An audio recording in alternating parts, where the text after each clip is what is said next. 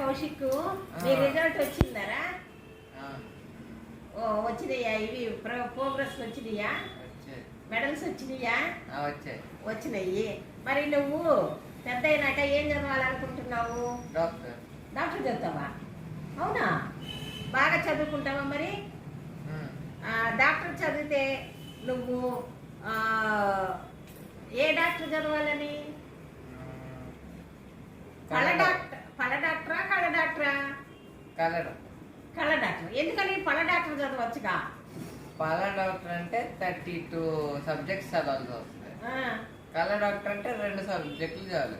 అబ్బో ఇదా? అట్లా కాదురా, ఎట్లయినా సబ్జెక్టులు ఎక్కువే ఉంటాయి, చదవాలి కదా.